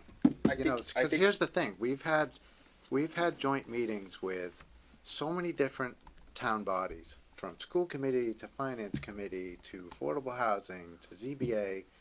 Every single one of those meetings was highly productive, very collegial, and highly collaborative, and enjoyable. CPC is the one group that don't have that relationship with them, and we've got to build some kind of bridge with them, so that there is just a working relationship. It doesn't have to be super pleasant necessarily, but it has to be civil, and it has to be professional, and we just don't have that right now. So what I'm hearing is you kind of want to go through the public hearing process just unofficially. Have them come in, have them, say what they're going to say. We say what we want to say, but it just doesn't offer any, I guess, protection like the public hearing would, where there's parameters on how that's going to go. We're just going to do it off script, which could really go off the rails. Well, we can do it however we want to do it. It's different if we bring them in for a conversation than it is sending them a registered letter that we're removing them. But after Very this, different. after this conversation, I don't know if they're going to take it that way. They're going to take it as might as well have just sent them that letter because they will have most likely watched if they're not watching now, and feel like they're coming in for their public hearing, regardless. Well, since you just characterized it that way, Well, I maybe mean, they would feel that way. I don't can't know how imagine they anybody would feel. watching this wouldn't characterize it that way. I wouldn't show up. Well, That's that's the chance you take. But they So don't- I mean, I think what we should do is we'll ask these members in. All right. And we'll discuss it, and if they show up and they wanna discuss it in a professional manner, then we'll discuss it in a professional manner. Based on that meeting, we'll make a decision and say, you know, you acted like a schmeckle. I mean, come on, you know, we're gonna have to remove you. So I'd rather. I really feel like Trust that's me, the right process. This is so unlike me. Trust me. I throw the axe and then I go, okay, I threw the axe. And trust me, I do it all the time. But I think that what we should do is bring them in. We'll talk about them. We'll not talk about them. Oh God, we'll talk to them, ask them questions. They can ask us questions. Then we make a decision. And a decision can be that, you know, we got things worked out, or we didn't. I don't think it's gonna be, You know, to your point, it just, it gives another week. Maybe phone calls will be made, explanations or whatever. And, they're meeting tomorrow. Okay. yeah, that's fine. I'm sure they'll talk about this. That's fine. But, I think that, I do know that this process becomes very official, but, I'm seeing your all's opinion on this in that, give it that, chance. Because, at the end of the day, I think someone said it best online over the weekend that we're all volunteers and we're all trying to do our best. Yeah. I just want to let other volunteers know and the people who we appoint and stuff that I take the oath of what we do extremely seriously to heart. You guys call me process nut over here, and there's a reason why I'm a I process have never called you that. Never called me that. Anal really- Not to my retentive, face. yes. Really But- uncomfortable. But there's a reason for that. And Technocrat? Okay. yeah, technocrat. Hey, let's keep going. But there, okay. I know I've got a little bit of time left here, so get your shots in. I really feel that again, if we go down this road, have this discussion, then I think to your point, I think we'll know more information, and Yeah. I'm okay with that. All right. If the board wants to, do you have any comments on going down that road? No, that's fine. Okay. Okay. All right. What I'll do is I'll get notice out to Brooke Paget, Ken Holberger, and Paul Scarlett. Does anyone else want to bring anybody else in? Well, I don't want to exclude one of our appointments. I think all four of our appointments should be invited in and That be makes part sense. of the conversation. Yeah. Okay. All right, we can do that. Okay. Yeah, I would agree with that. Yeah, I'm not. That's a good point. Okay. All right, so we'll do that next Tuesday. All right, so next up here, I think we covered the board expectations of select board appointees. We want to just kind of go over, so all of you had a chance to watch the meeting on March 24th with regards to CPC membership bylaw discussion. I think we all heard the commentary. There wasn't really a lot of support for that. They opted not to really take a position, but just the commentary led me to believe that they feel that that is not appropriate for, reasons from one of the members stating that it limits the having more of a broader public input into projects. Did anyone have any comments or questions or anything they want to discuss? I mean, we're Yes. all part of the Okay, go public. I guess that's an opinion. I would not agree with it, but because we're all part of the public, we're all, I think what they were trying to say is there wouldn't be as many at-large seat representations, but there's several communities that don't even have at-large seats, so, Like I said at the beginning, we tried. of course. We and- tried, it didn't work. Let's move on. So, you know, just, let's move on. No, but I think we just have to have that conversation saying that we're moving Yeah, on and we yeah, don't yeah, wanna. we're moving on, so you don't want, you know, affordable housing on the thing? I mean, I think we should require them to have a minimum of 2 meetings a year, required meetings, With the affordable housing trust. yeah. And I'm not saying that maybe they do, maybe they have 1, maybe they have 2, I have no idea. But that should be part of the requirement. You know, I will say this, one of the members mentioned about, you know, having a broader public input and roles on that committee. You know, I couldn't help but, you know, notice this observation by one of the members who said this, that, you know, the Historic District Commission, you know, John Stevens, that's the appointment, and then Paul Scarlett, who also serves on that committee as well, is also there as a member at large, but it really kind of opened my eyes a bit. And I think that through our appointment process, you know, if, you know, we were to take Mr. Scarlett's commentary on that, and I would have to agree that if you're really looking for more of a broader public input, you know, having, you know, then 2 members kind of represent a similar committee of projects and so on and so forth, kind of tips the balance, I think, in that vetting process, right? So, you know, I would think that if the board were to, at its next reappointment process, take that under consideration. I obviously will not be here for that June meeting. I will be done. But my opinion is that I think that should be something that should be extremely vetted with your all appointment process on that. Yeah, just a couple comments quickly. I also kind of heard something in that meeting which resonated a little bit with me. You know, we've got a couple sort of representing historic. We have an open space and also somebody from conservation for that kind of, you know, open space and rec part of it.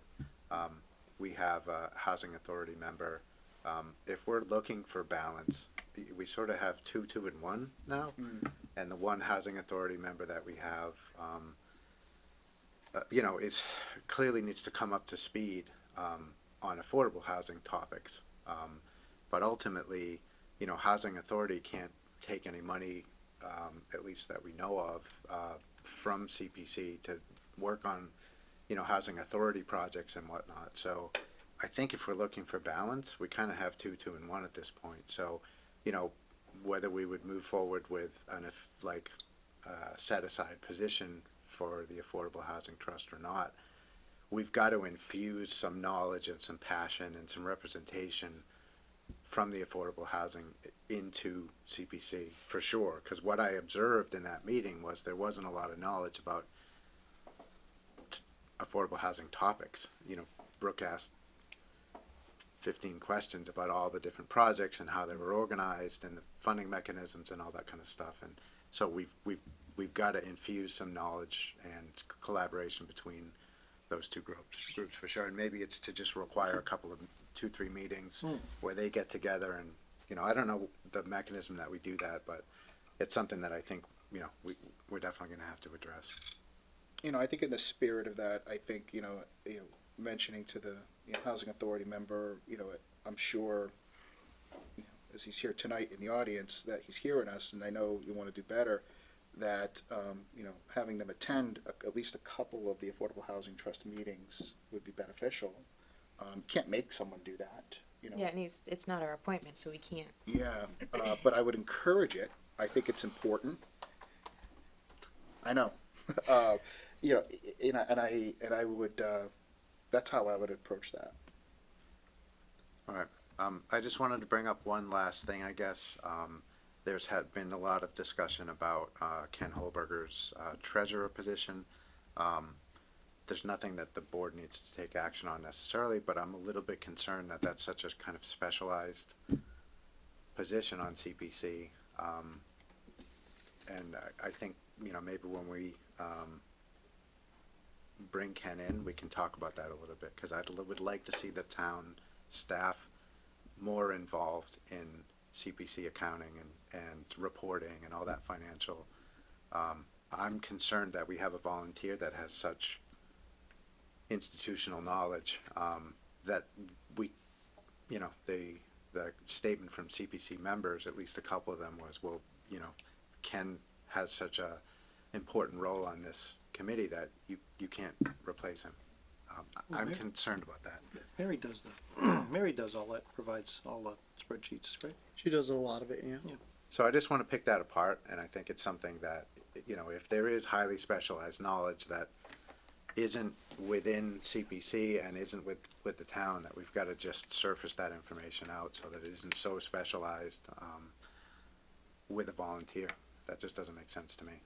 And I don't think that it aligns with how other CPC bodies work in the surrounding towns. So I just want to examine that treasurer position a little bit. And I want to just add on to that, suggesting changing a committee's membership does not need to be this contentious. We just did this to EDC, where they lost a FinCom member and gained a planning and ZBA member, and it did not turn into this circus. So it just, again, goes to speak to how do we improve this and improve it in a hurry. So I guess let me go back to the genesis of the conversation, because I know membership in general, but does the board still want to move forward? I know with the information, with the commentary we heard from CPC, they haven't taken any real official action yet on it. Do we want to still move forward with the warrant article, the membership change, and see where town meeting goes with that, or do we want to rescind that? No, I would leave it alone. When you say leave it alone, you mean put it up? No one from the housing, from the Affordable Housing Trust on CPC. Just leave it alone. So don't go forward with the. That's bylaw my change. opinion. I just. Yeah, I agree with that. I think it doesn't make sense to have, committees up there supporting it and other committees ripping it apart. We want to make everybody work together, and that would just defeat the purpose. Yeah, I agree. Okay. All right. Yeah, I mean, hearing what you're all saying there too, I would agree with that. That would just, I think that would just be adding salt to a wound. Right. Okay. All right.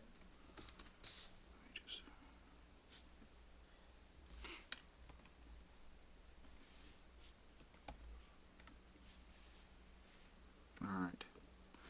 Okay. There isn't anything to do there. Next up, we wanted to talk, because I know this is coming up soon, is annual reappointment process review. I know last year we put together a new process with a memo going out to boards and committees about the select board's appointing authority over its committees. Anyone have any questions or want to discuss anything under what we did last year before you all get into this in June? I would think we're just gonna do it, I think last year went fine, and I think we'll just do it the same way. I would like to tighten up a few of the areas. I think we could have done a little bit better last year in some areas, and it was a learning year, and I think we did learn a little bit, and I want to apply that knowledge, which is, making sure everybody gets appropriate notice, and everybody, so that nobody feels that they didn't get enough time to respond or show up to a meeting or anything like that. I would also like to have the conversation about committee input. That seems to be out there where some committees feel that they need to be giving input to the appointing authority about who should be getting on. And I find that bizarre because we don't get input throughout the rest of the year. We make appointments throughout the whole year and no input really is given. But on this one, they seem to, and not just one, several different committees really wanted to give input. And that's how we ended up, we heard that at like the last minute from some people. So that's why we saw chairs come up and give us their ideal candidate. We didn't want them campaigning for anybody, but just what would work good for your committee. And maybe we just solicit that from the committees again. I don't know if that's going to be useful to people, but get it in writing rather than having people get up and speak to it or not do it at all. I don't know what you guys feel. So I think the candidates should just speak on their own behalf. And if we have a situation where somebody has some significant value and, would be difficult to replace for one reason or another or whatever, they should just, they'll be here to discuss it with us. I think we should just, expect the people who are looking to be appointed to articulate their reason for being on it. And I don't think we necessarily need to be reaching out to all the boards and committees for opinions on our appointments. I just don't. So you just made a good point there. You expect appointees to be at the meeting, because we did appoint people last year that weren't here. And that left us kind of like, what did we just do? But there was nobody up against them, so we just, whatever, just appoint them, see how it goes. And it's worked out, but I don't want to do that again either. I don't either, and we had one person that, interviewed or applied for a number of different committees. They were interested in 3 or 4 of them. Yep. And so they got appointed. They weren't even here. Right. I don't want to do that again. No, so that's an expectation that I think we should be setting of applicants, that you are to be here that evening. I agree. The other thing that it definitely was not ideal last year is we did kind of this rapid fire appointment process. We didn't have a full discussion, particularly on the appointments where we had multiple appointees and that represented different skill sets and perspectives and all that. We've got to have a full discussion for our appointments to justify exactly why it is that we're appointing, whoever we are appointing. That was something that I'll just put my hand up. I messed up last year, and I feel a little bit bad about that, but it happened. So, but this year we just need to make sure that we have kind of full conversations about all the appointments. Yep. So, I'm right there with you on that. I think about that often, and it's been a year, so. yep. Aside from that, I was pretty good with what we did last year. I think the thing that was really positive to me about it is it did genuinely create a lot of interest in more positions than I think we would have typically had we just done a page full of reappointments. We got interest from people that weren't on boards and committees interested in coming and having discussions, and we saw some of those people, even if they didn't get appointed that night, they became aware of the opportunities, and we saw some of them come back for other boards and committees throughout the year. So I really like this process. I just, with the minor tweaks we're talking about tonight, I think it'll be really good. Yep. And it was nice to have people bow out. We saw that last year too, where, we would have just reappointed them. Right. And they were uninterested. So that helps to free up space to get other people. And yeah, some churn's good for sure. okay. Do we want, so the other thing I want to put out there is when they post the vacancy notice and they let everybody know, just for staff, they put in a deadline last year. That's not a hard and fast set in stone deadline. At least for me, it's not. But I think that's to help the staff kind of wrangle and get some expectations out there so they aren't doing it at 3 p.m. before the meeting. But I don't know how everybody else views that deadline, because I know that was contentious last year too. That became a sticking point.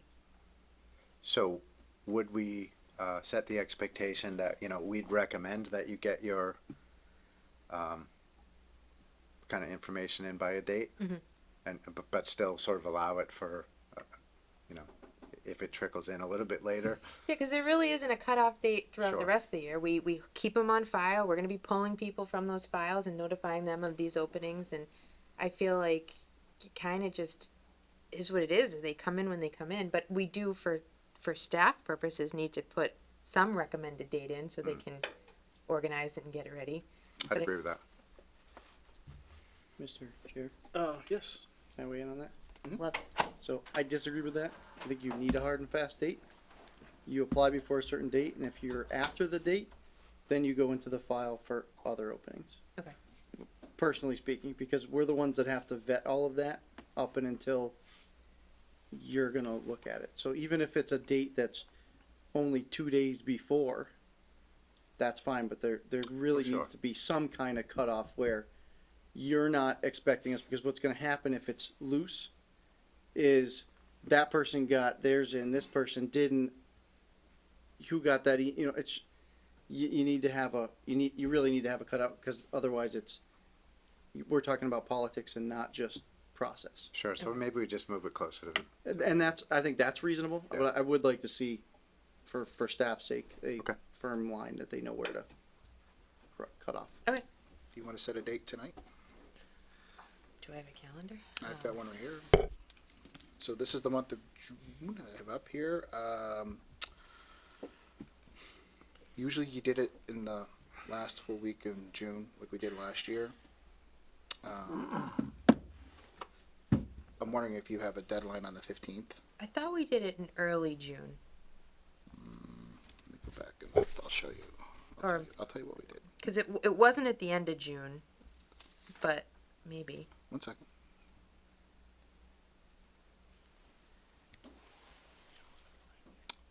Give me 1 second and I'll give you just the dates because I got the folders here. Well, so the list comes to us approximately June 15th.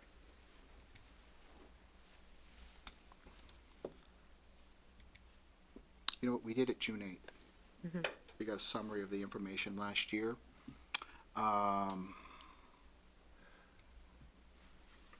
So you're right. It would be something that you probably want to get done probably before the end of May.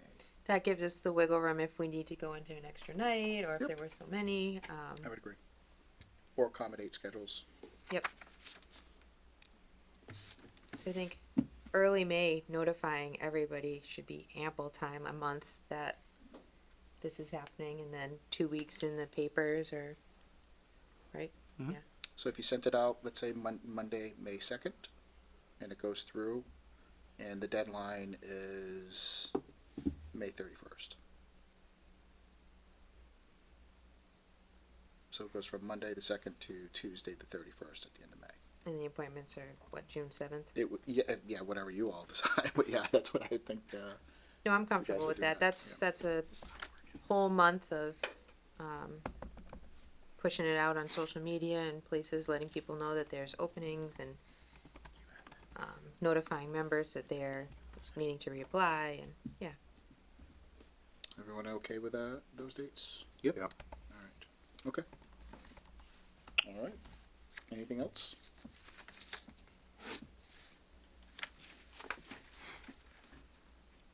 All right.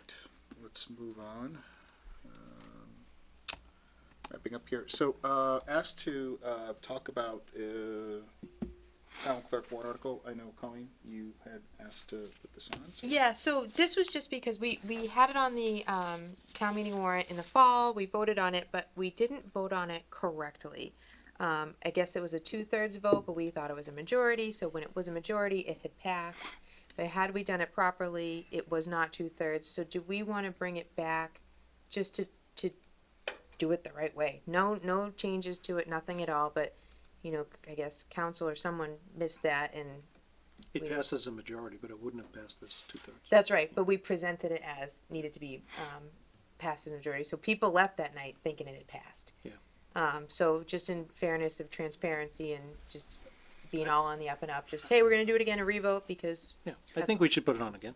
I think it's I have one comment on that, and like I said, immaterial to me, but I'm wondering if this is better off in the October town meeting. You've got an election process coming up right now for the incumbent who's in that position, and I'm wondering if that would just confuse people. It actually would be, the vote would be a week before It would confuse. Election. I think a lot of people would be confused by that if that decision were put it to on go through. October. we could clear it up when we present it for sure. But also that was one of the things people said in the fall was like, why would you put this here when it's a less attended meeting? So now it solves that solution. Well, here you go. Well, you're guaranteeing that you're going to have a really well-attended meeting. Right. So, but no, that is a valid concern that can be easily cleared up in the presentation. Sure. Just again, just an observation. Did you have something? Yeah, I guess my opinion on it is we have put it before the town twice now. Once. But didn't that come? No. It did. It came through the Charter Revision Committee, and it failed at town meeting back in 2016, 2017. We brought it forward last year as a charter amendment, and it failed to get 2/3 to get it on the annual ballot for then ratification. So we did do it twice, just not Okay. with us. in I guess succession. I wasn't thinking that. So to me, we've brought it before the town a couple of times now. It's failed a couple of times. I'm in favor of this, but I think we should give it another 5 years and bring it back at another time. This isn't something that I feel any sense of urgency or immediacy to enact. Well, on that, why don't we give it another 2 years so that Candy doesn't have to run again? Something like that. Yeah. So. Yeah, I know. I was just of the mindset that people left that night thinking it passed. You know, and it really hasn't been widely advertised that we messed up, and getting an opportunity to fix that and Who's re-vote we? on it. Huh? Who's we? I'll own it. I mean, somebody's got to step up, right? Fine, I did it.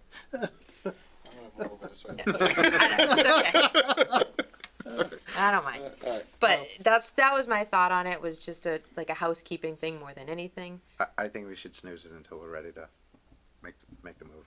And I don't think, for me, this town meeting's not the one.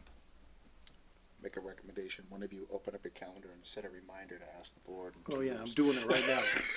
Because you ain't all gonna remember. All right, so we say we pull it off. I mean, I'm fine with that too. I think that makes sense. You know, at some point the town will revisit it again. Actually, So every town meeting, I will just bring it up because that's the only way to remember. what are you tweeting? And you won't forget. I will not. Nope. But you know what's interesting is that 2025 we're due to have a charter review committee again. Yep. For our charter. So I mean, you could would it make sense just to wait then and have them like create one final report? But I mean, because it can change after she's. I mean, even if we did it now, and I know that's not a huge favor, it can change, and then she finishes out her term regardless. So cutting That's it correct. super close to her term, that could have even been confusing if it was on the ballot while we elect her and make it an appointed position, because I she agree. still would have had to fill out her term. that's a good point. Yep. I just wanted to throw that out there. Just Sure. can't believe it's going to be almost 10 years and 3 years. So since we did that, Hey, all right. time flies, you know? All right, so we're saying no. Is that the consensus? Because I've heard 2 yeses, I've heard 1 no, and I don't know where the third Yeah, is. I'm gonna say wait a couple years. I mean, it has come in front of it twice and it's failed twice, and I know one was more of a technicality. Candy is the incumbent. She's going up for re-election. And to your point, if it gets changed in 2 years, she gets to fill out the remainder of her term, and then it goes to an appointment process with whomever we or the town says would be the appointing authority, which I think would be the TA. But You just made it 2 against 2, so now where do we go? I It's said wait a couple loser years. if it's a tie. This is true. I say wait a couple years, and I'll be decisive on that one. I'm in favor of asking the town again, just not this year. Wait a couple years. All right. Now you got 3 of us. I don't see how that's possible because there's 4 of us, and Ray and I said put it on, and you 2 said don't. So let's. I have changed my mind. There we go. Now we can move on. Crying out loud. If you wait a minute, no, I'm just kidding. Like the weather. All right. I do promise we will have meeting minutes shortly. I know we've been working on that with some staff coming in. I've been asking Evan just to give me regular updates as the chair. So we will have hopefully those in the next meeting or 2. There'll be quite a bit. So when you get them, please review them and we can get them posted as approved. So without further ado, I do have a reason to go into executive session tonight. Let me just pull up my handy cheat sheet. And at this point in time, I would like the board to consider entering an executive session in accordance with Open Meeting Law, Mass General Law, Chapter 30A, Section 21A, pursuant to Section 2, to conduct strategy sessions in preparation for negotiations with non-union personnel and to conduct collective bargaining sessions for contract negotiations with non-union personnel. Do I have a motion to that effect? So moved. Second. I have a motion made and second. Is there any discussion of motion going into executive session? Hearing none, this will be a roll call vote, please. Start with Mr. Mead, Need I? Mr. Often, Often I. Ms. Roy, Roy, aye. Carlson, aye. Thank you very much, everyone. We will now be going into executive session. We'll be only returning to open session for the purposes of it. Thank you. Have a good night.